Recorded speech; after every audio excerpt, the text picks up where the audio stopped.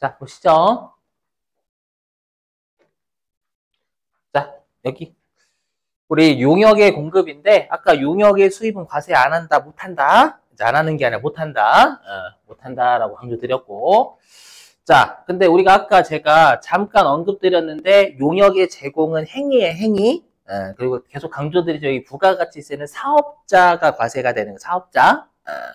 독립적인 사람. 자, 그래서 우리가 영무의 제공 행위인데, 자, 여기에서 조심하실 게 있어요. 시험에 어떻게 장난치냐면, 여기 용역의 공급이 이렇게 돼 있어요, 여러분. 어떻게 돼 있냐면, 재화나 시설물을, 여기서 핵심 이거예요. 사용하게 하는 거. 요게 핵심, 사용하게 하는 거. 왜냐면, 우리가 시험에서 다음 중 용역의 공급이 아닌 것을 이런 거 물어본단 말이에요. 그러면, 여기에서 갑자기 용역에 뜬금없이 재화 있잖아요, 재화. 핵심 요게 사용하게 하는 거니까 이거는 빌려주는 거, 빌려주는 거. 그러니까 처분하는 거면 재화의 공급으로 가는 거고요. 빌려주는 거면 용역의 공급으로 가는 거예요. 그래서 여기 보면 우리가 부동산 매매업은 부동산을 파는 거죠. 부동산 매매업은 재화의 공급으로 가요. 근데 부동산 임대업은 시설물을 빌려주는 거잖아요. 그래서 부동산 임대업은 용역의 공급으로 간다라는 거예요. 알죠? 대비하시고. 그 다음에 여기 권리를 여기 있죠. 권리를 사용하게 하는 거예요. 이것도 마찬가지예요. 권리를 처분하면 그건 재화의 공급으로 가지만 권리를 빌려주는 건 용역의 공급으로 간다라는 거예요. 이것도 같이. 자, 그 다음에 4번. 아까 있죠, 여러분들. 여기 뭐냐면 내가 가공을 할 때 자재를 전혀 부담하지 않으면 이건 행위만 해줬다라고 했죠. 근데 내가 자재를 부담을 하면 그때는 상대방한테 완성품을 넘겨주는 거니까 재화의 공급으로 가는 거예요. 자, 그리고 아까 했던 건설업하고 음식업은 무조건 용역의 공급으로 간다는 거예요. 행위가 조리하는 행위에 따라서 맛이 달라지고 건설하는 행위에 따라서 건물의 형태가 달라지는 거예요. 그래서 이거 조심. 자, 그 다음에 이제 여러분들이 이제 세법 하다 보면 자주 부딪히는 말이 간주예요, 간주. 여러분 이런 말 쓰죠? 우리 뭐지, 방금 최근에 그 동탄 있죠, 동탄. 뭔지 아시죠? 동탄 몰라요? 경찰서 있잖아. 뉴스 안 봐요? 동탄 경찰서 그거 뭐지? 그 50대 아주머니가 그 20대 그 뭐지? 20대 청년이 봤다고 신고했잖아요. 성추행? 신고했잖아요. 그죠? 그래서 뭐라고 이거 범죄자로 간주한다. 이게 뭐냐면 범죄자는 아니지만 범죄자로 보겠다라는 거예요. 법에서. 그러니까 법에서 간주 의제라는 말이 나오면 실제로는 그건 아닌데 그것으로 무조건 보겠다라는 게 우리가 간주나 의제고요. 세법에서는 간주나 의제는 시험에 정말 잘 내요. 꼭 대비. 네, 뭐냐면 자, 용역의 간주 공급 뭐냐면 실제로 용역을 공급하지 않았어요.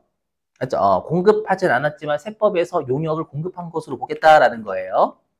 그렇죠? 공급을 안 했으니까 앞으로 간주 공급은 실제로 무상이에요, 무상. 그렇죠? 자, 보시면. 자, 용역의 무상 공급은 원칙이 과세가 안 돼요. 자, 보세요. 뭐냐면, 자, 제가 만약에 그 헤어 디자이너인데 제 머리를 잘랐대요. 이게 용역의 무상 공급이죠. 머리 자르는 건 행위니까요. 근데 다음날 전화가 온 거예요. 김민국 원장님 계시죠? 혹시 어저께 본인 머리 자르시던데 세금 좀 내셔야 되겠어요? 라고 하면 안 무서워요? 공포영화잖아. 맞죠? 제목이 어제 난 네가 머리 자른 걸 알고 있다. 공포영화, 공포영화. 맞죠? 그래서 연락 오면 무섭다, 그거. 계속 과세 못함. 맞죠? 용역의 무상공급은 파악을 할 수가 없어, 세무서에서. 맞죠? 다만, 이거 외우셔야 돼요. 뭐냐면, 아까 우리가 부동산 임대업 있죠? 우리 부동산 임대업이 여기 용역의 공급이라면서요. 그죠? 근데 우리가 특수관계자는 좀 알고 계셔야 돼요. 특수관계자는 이해관계자를 특수관계자라고 해요. 이해관계자. 자, 여러분들의 부모님 있죠? 부모님은 어떤 이해관계가 있냐면 혈연으로. 속된 말로 P로 P 혈연. 예. 그 다음에 여러분들 그 사장님은 여러분들의 특수관계자일 거 아닐까요? 맞아요. 이해관계가 있어요. 어떤 이해관계? 그것도 계약이 좀 머니로 이렇게 해서 머니로 월급 받잖아요, 월급. 맞죠? 그래서 친한 사람이 절대 아니에요. 오해하지 마시고 친한 사람 아니야. 특수관계자는. 근데 우리가 세법에서는 특수관계자라는 표현 진짜 많이 써요. 맞죠? 그래서 특수관계자한테 부동산을 무상임대한 거예요.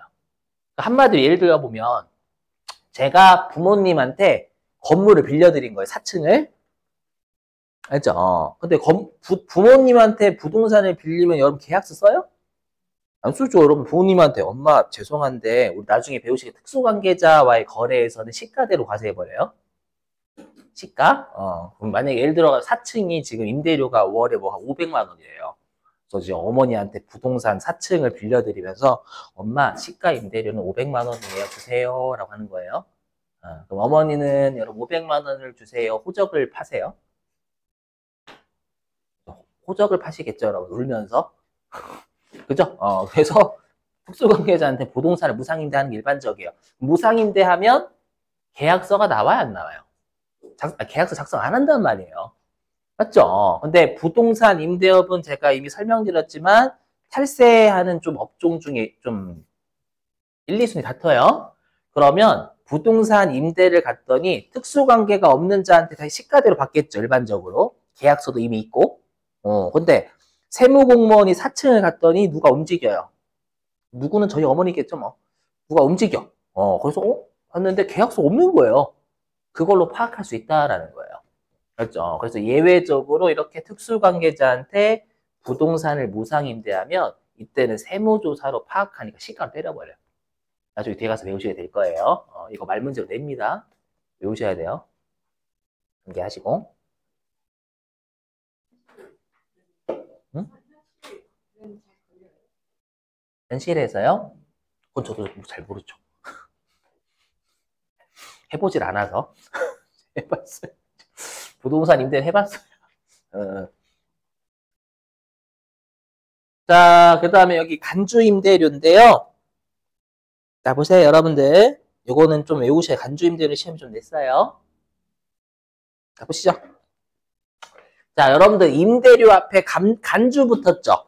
간주. 그러면 임대료 받은 거야, 안 받은 거? 실제로. 안 받은 거예요. 근데 임대료를 받은 것으로 보겠다라는 거, 세법에서. 무슨 말이냐? 들어보시면, 여러분들 우리가 그 부동산을 임대하는 형태가 몇 가지죠? 두 가지예요, 두 가지. 첫 번째가 월세. 두 번째는 전세. 그죠? 그럼 우리가 월세는 주된 매출이 뭐죠? 주된 수입이? 월세. 월세는 임대료죠, 회계에서. 임대료는 수익이에요, 부채예요? 수익이에요, 과세합니다. 그래서 우리가 상가에, 나중에 배우시게 주택 임대는 과세하지 않지만, 우리 상가의 임대는 우리가 과세예요. 임대료가 과세입니다, 과세. 근데 우리가 전세는 주로 뭐 받아요? 전세. 보증금 받죠? 그 계정과목 임대보증금이잖아요. 그럼 임대보증금은 부채예요, 수익이에요? 부채예요. 부채면 과세할 수가 없어요, 여러분들. 맞죠? 그러면 생각해보세요. 우리가 월세는 임대료가 수익이니까 과세를 하고요. 전세는 전세보증금 받은 게 부채니까 과세를 안 한다고 생각해봐요. 그럼 다들 어떻게 임대하려고 할까요? 전세를 하려고 하겠죠.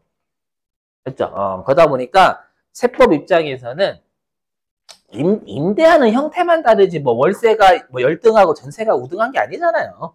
됐죠? 그러다 보니까 그냥 월세와 전세 형평을 맞추겠다라는 거예요. 그래서 어떻게 하냐면 전세 사업자가 전세 보증금 받은 거 있죠?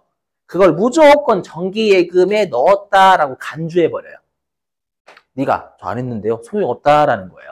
됐죠? 그래서 정기예금에 보증금 받은 거 있죠? 그걸 넣었을 경우에 뭐가 발생하냐면 이자가 나올 거 아니에요. 이자 발생할 거 아니에요. 그 이자를 임대료로 간주하겠다라는 거예요.